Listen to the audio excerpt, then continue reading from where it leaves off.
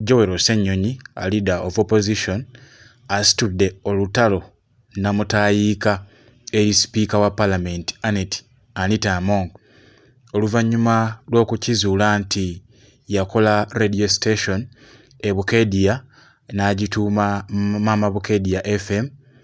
era nga yateekayo omusimbi oguwererako ddala biliyoni 3.1 ensimbi eza Uganda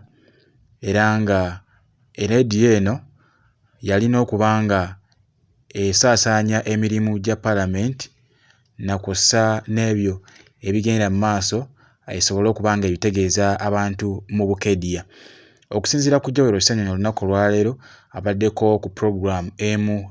ku NTV n'aleeta contract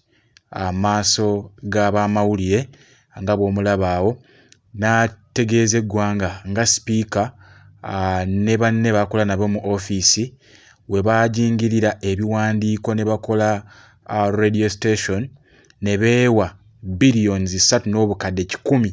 era eno radio station eri mu bitundu by'e Bukedia. Wabula ekibuuzo Honorable Joel Ssenyonyi kye yeebuuza nga kw'ossa n'ababaka abali ku ludda oluvuganya gavumenti baabuuza nti radio ya sipiika Anita Among yafuna etya parliamentary contract okubanga esaasaanya amawulire ga Parliament olw'ensonga nti awadde ekyokulabirako ku ma TV nga NTV agakavaringa oba agastreaminga live Parliament weba etudde. Ne yeebuuza nti bo ama TV gano okuli NTV ne NBS agastreaminga live Parliament weba etudde bo bagasasula ssente mmeka oba TV zino baziwa ssente mmeka okulaga ebigenda mu maaso mu Parliament. Era ebibuuzo bino byalina wabula okusinziira ku spokesperson oba omwogezi wa Parliament yategeezezza Joel Ssenyonyi okusinziira nga bw'atunnyonnyodde nti ssente zino ziweebwayo mu bitundutundu era radio station eno oba radio eno gye baatuuma Mama Bukedia FM eya sipiika Anita Among yakubanga ekola emirimu gya Parliament mu kitundu ekyo ekya Bukedia. Wabula Honorable Joel Ssenyonyi n'agenda mu maaso n'eddamu n'aleetawo ekibuuzo nti essente ezo we baali baziwa station eno zaayita mitendera mituufu kubanga aziteekebwayo kubanga okusinziira ku station oba n'emirimu gya Parliament tosobola kubanga osasula biliyoni 3.1 ng'ozisasula radio station kubanga etambuza amawulire ga Parliament mu kitundu kimu nga walaba Kampala nga ama TV amanene okuli NBS ne NTV byawadde ng'ebyokulabirako ebiina audience ennene oba ebirabibwa abantu abangi nga byo tebisasulibwa yadde n'ekikumi kubanga balaga abantu embeera egenda mu maaso mu Parliament. Ekyo ekibuuzo wabula kikyabalemye okubanga baddamu. Joel Ssenyonyi ategeezezzaako nti okusinziira ku contract eno agyaleese amakya g'olunaku olwaleero bamaneja ababaddeko ababadde balaganga be balwaninga radio station eno obanga be bagiddukanya. Honorable Joel Ssenyonyi ategeezezza nti bano bamaneja bali fake era bakola mu Speaker's office oba bakola ne sipiika Anita Among mu ofiisi ye era nga Ssenyonyi agamba nti obuvunaanyizibwa bwe bwakuuma gavumenti ng'eri bulindaala ku nsonga z'obuli bw'enguzi kye yayise corruption. Waliwo ne poor service delivery oba abantu bafunye ebyo bye bateekeddwa okuba nga bafuna gamba nga okuteeka amadagala mu malwaliro okukola enguudo naddala nga ssente zibeera ziyisiddwa akakiiko ka Parliament era n'okuba nga agoberera amateeka nga kw'ossa n'eddembe ly'obuntu. Biliyoni 3.1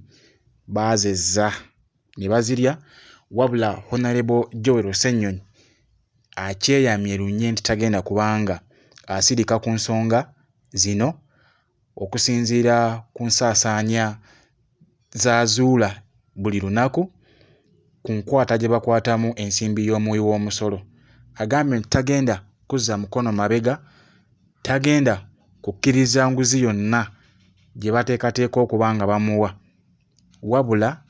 ye wa kukola ekyo ky'ateekeddwa okukola ye ng'akulira oludda oluvuganya gavumenti mu palamenti. Kankujjukizeko katono Honorable Joel Ssennyonyi bwe yali Kosase chairman oba akakiiko ako akakola okukunoonyereza ku mirimu gya gavumenti, naddala ng'ensimbi zaayisibwa ne ziweebwa ekitongole ekirina okuba nga kiddukanya ensonga eyo eba eraganyiziddwako. Joel Ssennyonyi y'omu ku baanoonyereza oba ye yaliidinga, ye yakulira abamemba ba palamenti ne bakwata ku nsonga ya Entebbe International Airport, mwe yazuula oba mwe yavumbula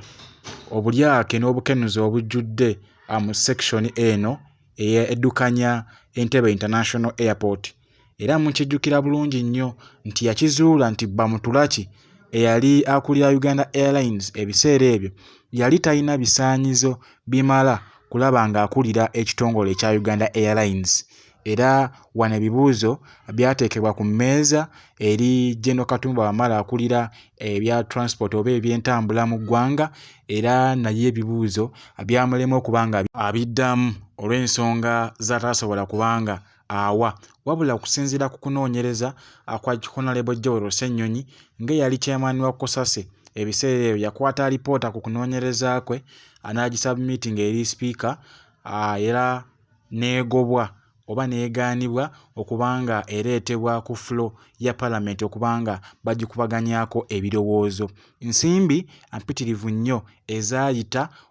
oluvannyuma lwa Bamutulaki okukizuulibwa nti yali talina bisaanyizo kulira Uganda Airlines, olw'ensonga nti n'abaamukwasa tayite eno oba omulimu guno okuddukanya Uganda Airlines ne Entebbe International Airport baasalawo okubanga bazza alipoota eno ku mabbali okutuusa ekisanja kya Honorable Joel Ssennyonyi bwe kyaggwako nga chairman wa Kosase. Wabula waliwo ebyagenda mu maaso n'okuba nga biyitingana ku mitimbagano, naddala nga baakakwata Honorable Mathias Mpuuga ow'ekitiibwa nti yakafuna onguzi ewererako ddala ya bukadde 5 ensimbi eza Uganda. Yavaayo n'agamba nti Honorable Joel Ssennyonyi yafuna 2.5 billions oba billions 2 n'obukadde 5 ng'enguzi eyamuweebwa okubanga asirika ku nsonga ya Kosase. Wabula Honorable Joel Ssennyonyi nga bwe nkutegeezezzaako nti yavaayo n'atunnyonnyola nti ye yakola ogugwe okusubmitinga report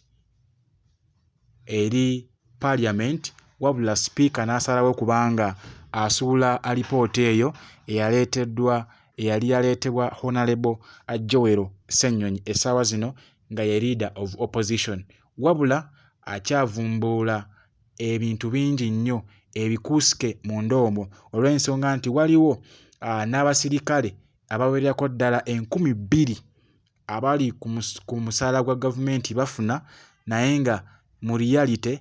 abasirikale bano tebaliiyo, ate nga omusimbi gwe baba basaasaanyizaako okusinziira ku biwandiiko Honorable Joel Ssennyonyi byatulaze oba bye yazudde,